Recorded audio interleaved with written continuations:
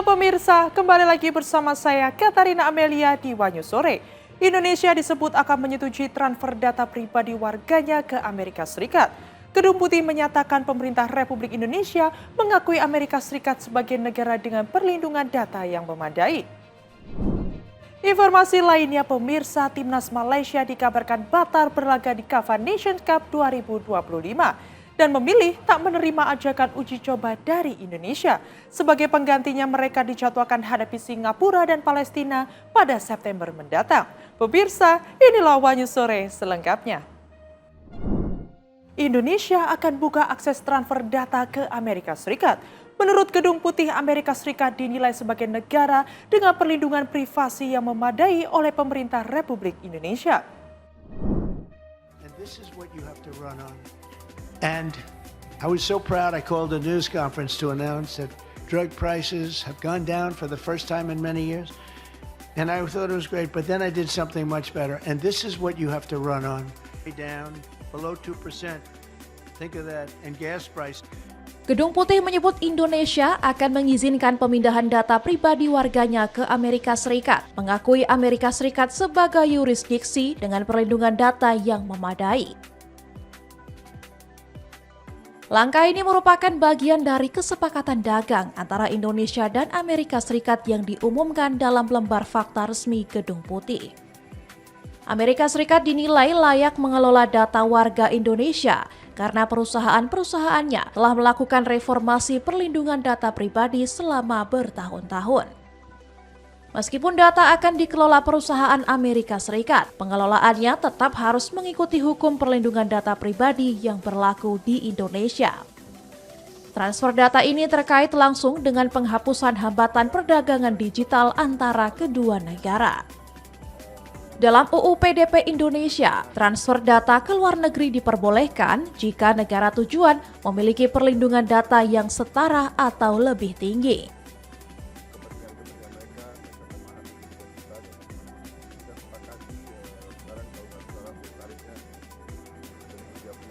Jika syarat itu tidak terpenuhi, pengendali data wajib menyiapkan mekanisme perlindungan tambahan atau meminta persetujuan dari subjek data.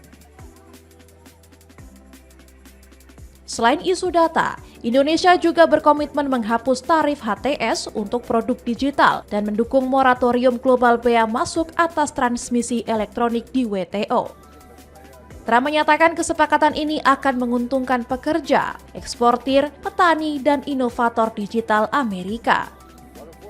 Amerika Serikat dan Indonesia akan menandatangani perjanjian perdagangan timbal balik dalam beberapa minggu ke depan untuk mengamankan manfaat bagi kedua pihak, terutama bagi bisnis Amerika Serikat yang selama ini mengalami defisit perdagangan barang sebesar 17,9 miliar US dollar pada 2024.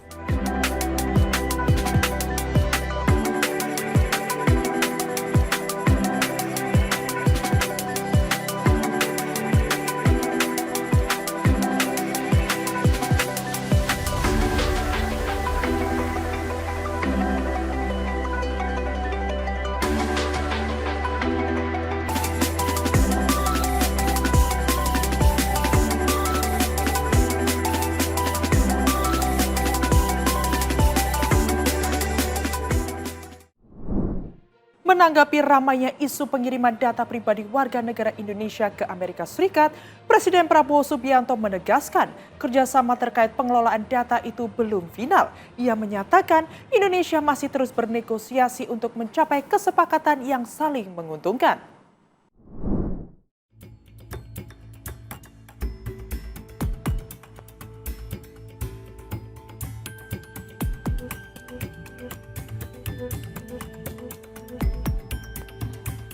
Presiden Prabowo Subianto memberikan tanggapannya terkait kesepakatan data pribadi warga negara Indonesia yang bisa dikelola Amerika Serikat.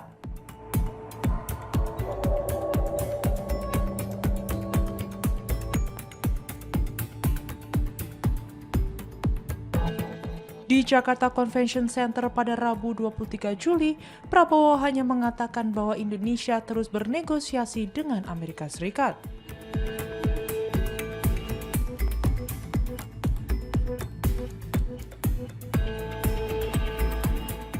Kesepakatan terkait pengelolaan data pribadi warga Indonesia oleh Amerika Serikat merupakan bagian dari negosiasi tarif resiprokal dari 32% menjadi 19%.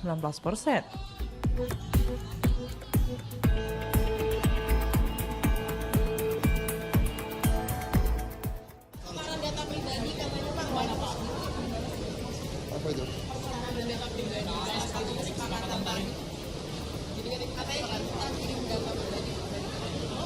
Ya nanti itu sudah negosiasi berjalan terus. Hari lahir PKB lah. Sudah tadi pidato saya. Dia dengar, oke? Yuk. Sementara itu, Kepala Komunikasi Kepresidenan atau PCO Hasan Nasbi mengatakan transfer data pribadi Indonesia ke Amerika Serikat yang menjadi bagian dari kesepakatan penurunan tarif impor 19% hanya pertukaran sesuai dengan UU Perlindungan Data Pribadi.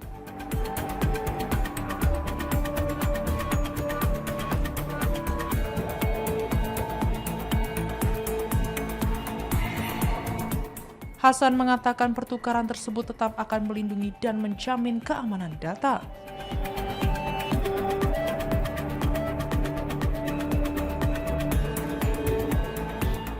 Selain itu, ia juga mengatakan kalau hal semacam ini juga dilakukan oleh berbagai negara.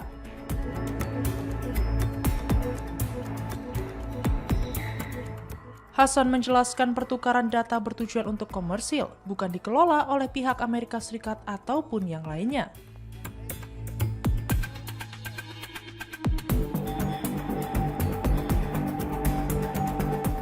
Perlindungan dan pengelolaan data pribadi warga menurutnya dikelola oleh negara masing-masing. Terlebih, Indonesia memiliki undang-undang perlindungan data pribadi yang menjamin keamanan tersebut.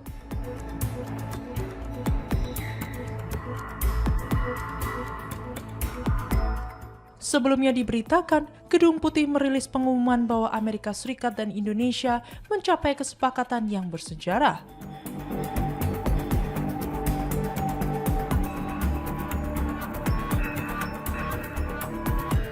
Salah satu yang menjadi bagian dari kesepakatan itu, yakni Indonesia akan memberikan kepastian terkait kemampuan untuk memindahkan data pribadi dari wilayahnya ke Amerika Serikat.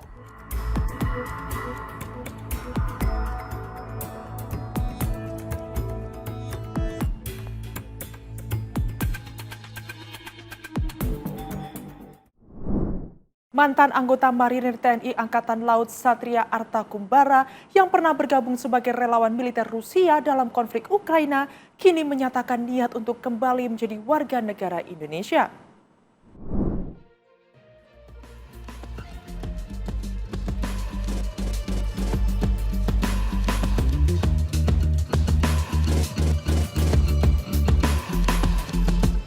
Nama Satria Artakumbara, mantan anggota Marinir TNI Angkatan Laut, tengah menjadi perbincangan publik setelah video dirinya menyatakan ingin kembali menjadi WNI.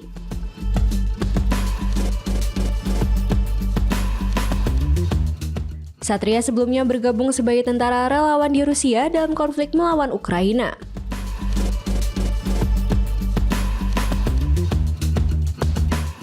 Dalam video yang beredar, Satria mengaku tidak mengetahui kontrak yang ditandatanganinya dengan Kementerian Pertahanan Rusia membuat status kewarganegaraannya otomatis dicabut.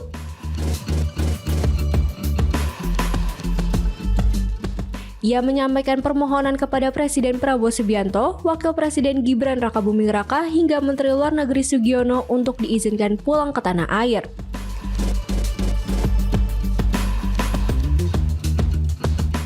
Lantas, berapa gaji yang diterima oleh tentara asing yang bergabung dengan militer Rusia seperti Satria?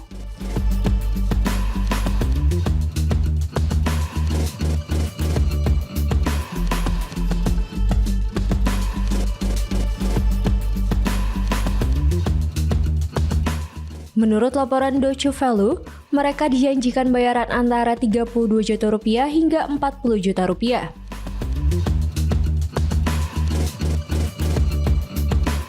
Namun, nyatanya banyak tentara asing di Rusia yang tertangkap oleh pasukan Ukraina dalam kondisi luka berat.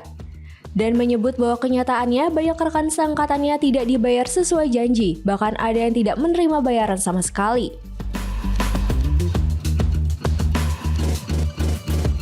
Bahkan para agen perekrut kerap memungut biaya sekitar 145 juta rupiah untuk mengurus visa dan tiket ke Rusia. Pada 7 Juli 2025, Presiden Rusia Vladimir Putin menandatangani dekret yang mempermudah warga negara asing untuk bergabung dengan militer Rusia. Tidak hanya dalam kondisi darurat atau perang, tetapi juga dalam situasi mobilisasi. Melalui dekret baru, warga asing bahkan dapat menandatangani kontrak dengan lembaga keamanan strategis, seperti Dinas Intelijen Luar Negeri Rusia, Dinas Keamanan Federal, dan institusi pertahanan lainnya. Kebijakan ini merupakan kelanjutan dari mobilisasi parsial yang diumumkan pada September 2022 saat invasi ke Ukraina.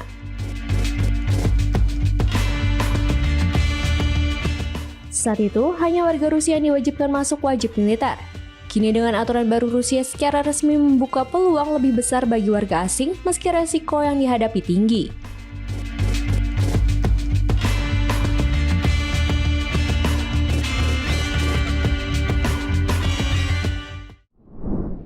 Angka fantastis kembali terpampang dalam LHKPN Presiden Prabowo Subianto.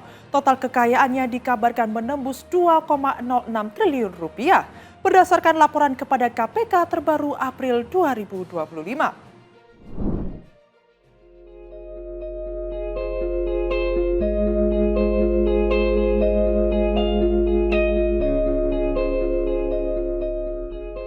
Komisi Pemberantasan Korupsi KPK merilis laporan harta kekayaan penyelenggara negara LHKPN terbaru milik Presiden Prabowo Subianto. Laporan tersebut disampaikan ke KPK pada 11 April 2025 dan mencatat total kekayaan Prabowo Subianto mencapai 2,06 triliun rupiah. Jumlah ini menunjukkan adanya peningkatan dibandingkan laporan sebelumnya, di mana kekayaan Prabowo tercatat sebesar 2,04 triliun rupiah. Dari rincian yang tercantum dalam LHKPN, aset properti berupa tanah dan bangunan menjadi komponen kekayaan terbesar. Nilai aset dalam bentuk tanah dan bangunan yang dimiliki Prabowo mencapai 294,5 miliar rupiah. Prabowo memiliki 10 bidang tanah dan bangunan yang terdiri dari 2 unit di Jakarta Selatan dan 8 unit lainnya berada di Bogor. Selain itu, Prabowo juga memiliki aset surat berharga dengan nilai fantastis yakni mencapai 1,7 triliun rupiah.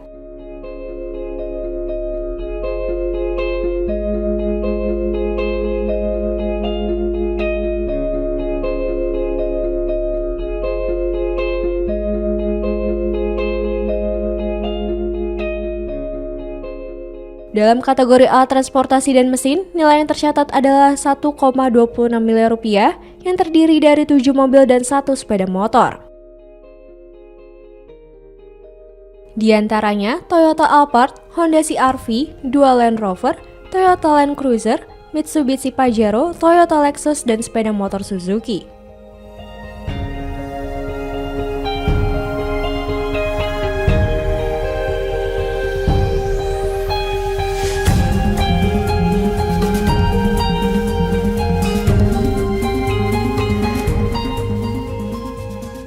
Prabowo juga tercatat mempunyai harta bergerak lainnya senilai 16,46 miliar rupiah serta kas dan setara kas sebesar 48,04 miliar rupiah. Dengan rincian tersebut, total kekayaan Prabowo yang dilaporkan ke KPK pada April 2025 adalah sebesar 2,06 triliun rupiah.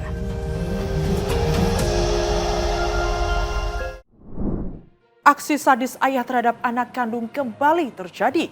Diduga terdesak hutang pinjol dan judi online. Pelaku mengirim rekaman penganiayaan kepada istrinya sebagai ancaman. Bundamu toh tak video call, orang ngangkat lagi. Jadi kami yang tak tapuk, iya toh. Inilah video yang direkam oleh EW 32 tahun warga desa Gemulak, Kecamatan Sayung, Kabupaten Demak saat menyiksa anak kandung laki-lakinya yang masih berusia 5 tahun.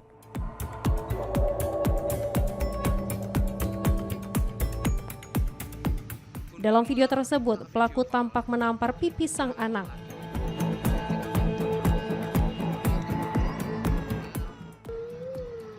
Tak hanya itu, korban juga dipaksa meminum air kotoran dari kloset WC.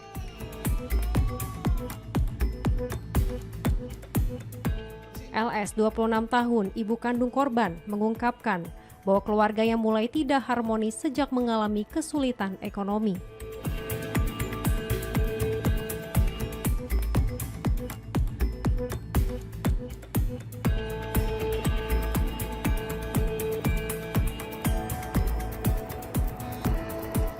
Selain kalah dalam judi online, suaminya juga memiliki utang pinjaman online.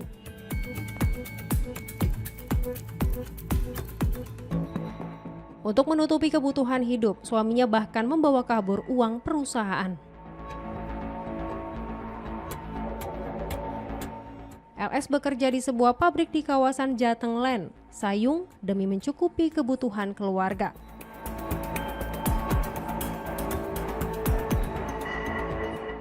Namun, suaminya tidak menyukai LS bekerja di pabrik.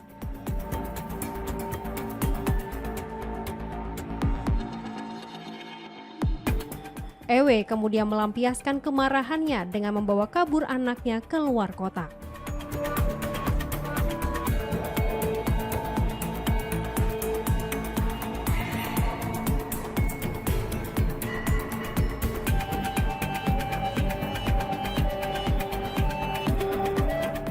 Di sanalah EW melakukan penganiayaan terhadap anaknya dan mengirimkan video rekaman serta ancamannya kepada LS.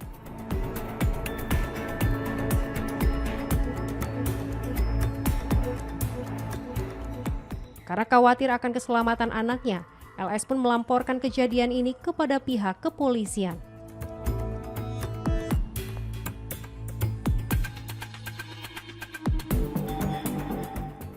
Dia kalah slot judi online, setauku. Karena di transaksinya tuh ada buktinya, pengeluaran uangnya tuh ada. Dan di saat itu dia pusing lah, terus tiba-tiba dia membawa kabur uang anak buahnya sekitar, ada yang ngomong 25, ada yang ngomong 20, kan aku nggak paham. Terus dia nggak mau kembali ke rumah ini, terus dia memilih kontrak kos-kosan di Menu itu. Terus dia kesini ngomong sama anaknya, katanya mau dibeliin jajan. Dan ternyata diambillah, nggak dikembalikan sampai 7 hari. Itu kemana, Mbak? Nggak tahu. Kalau ngomongnya sama aku tuh mau ke Wonosobo, tapi kenyataannya pas dilacak di Polres itu jatuhnya di Jepara.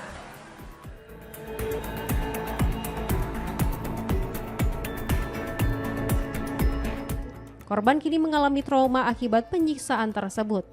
Sementara itu, ayah korban yang juga menjadi pelaku penganiayaan telah dilaporkan tertangkap dan tengah menjalani pemeriksaan oleh tim unit perlindungan perempuan dan anak Polres Demak.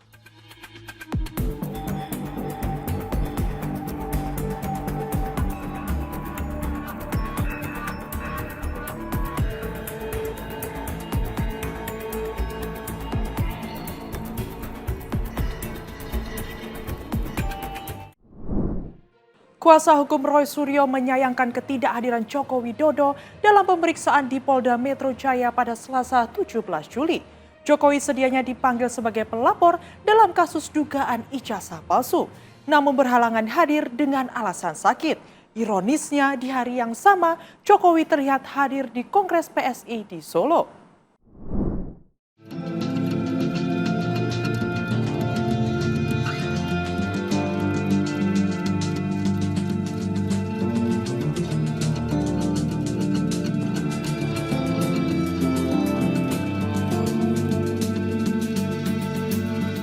Kuasa hukum Roy Suryo, Ahmad Hozinuddin, mengaku kecewa karena Presiden ke-7 Joko Widodo atau Jokowi tidak memenuhi panggilan sebagai pelapor terkait kasus tudingan ijazah palsu di Polda Metro Jaya pada Selasa 17 Juli karena sakit.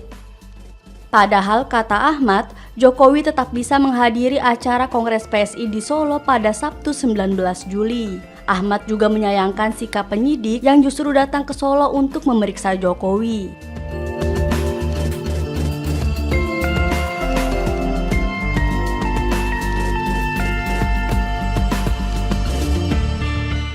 Sebelumnya, Jokowi meminta penundaan pemeriksaan dengan 2 opsi kepada penyidik Subdit Keamanan Negara Direktorat Reserse Kriminal Umum Polda Metro Jaya, yakni menunggu persetujuan dokter atau Jokowi diperiksa di kediamannya di Solo. Ahmad menilai petugas tidak memperlakukan semua pihak secara adil dalam perkara ini.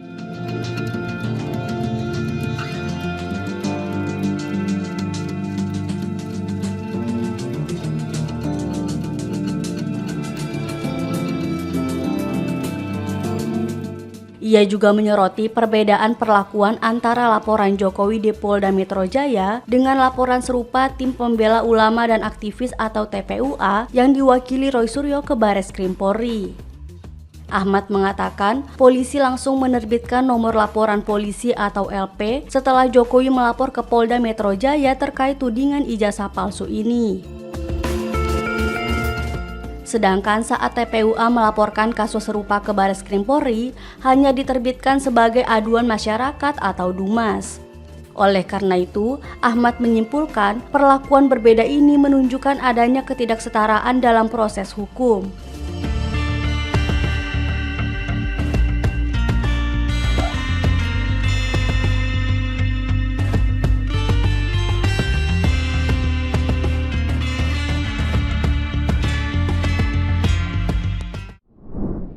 Timnas Malaysia resmi batal tampil di CAF Nations Cup 2025 dan menolak tawaran uji coba dari Timnas Indonesia. Sebagai gantinya, mereka dijadwalkan melawan Singapura dan Palestina pada September mendatang.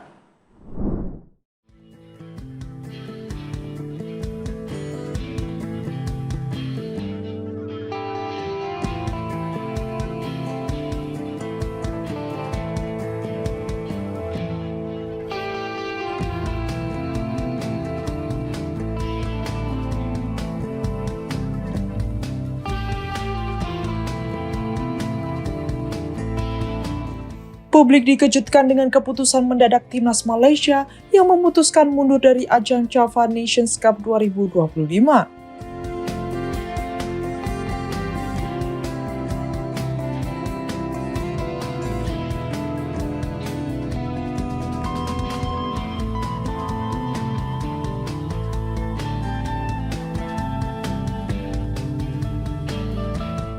Tak hanya itu, mereka juga menolak ajakan Timnas Indonesia untuk menggelar laga uji coba pada September mendatang.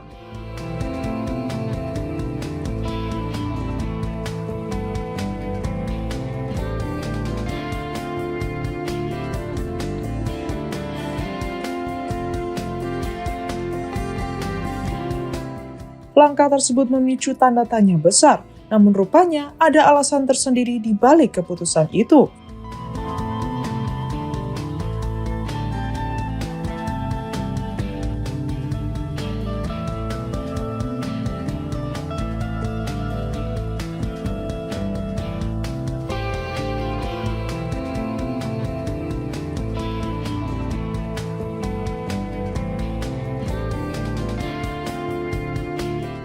Pelatih Timnas Malaysia Peter Klamoski mengungkapkan bahwa timnya telah menjadwalkan 2 laga persahabatan di bulan September. Malaysia memilih menghadapi Singapura dan Palestina.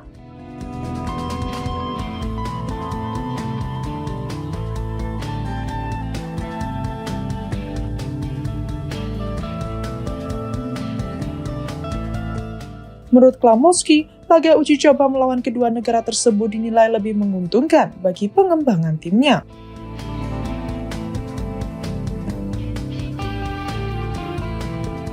Diketahui, timnas Singapura saat ini menempati peringkat ke-159 dunia, sedangkan Palestina berada di posisi ke-98, sedikit di bawah Malaysia yang berada di peringkat 125 dunia.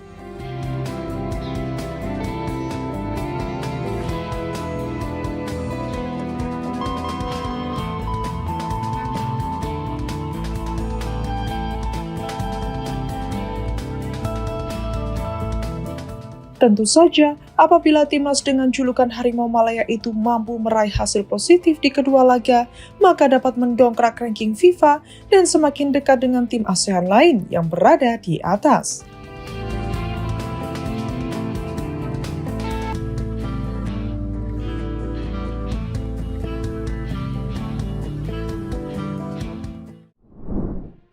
Demikian informasi yang dapat kami sampaikan pemirsa. Terima kasih telah bergabung bersama kami. Saya Katarina Amelia dan seluruh tim yang bertugas mengucapkan sampai jumpa di Wanyu Sore berikutnya. Setiap hari pukul 7 malam hanya di kanal YouTube TV Wanyuskop.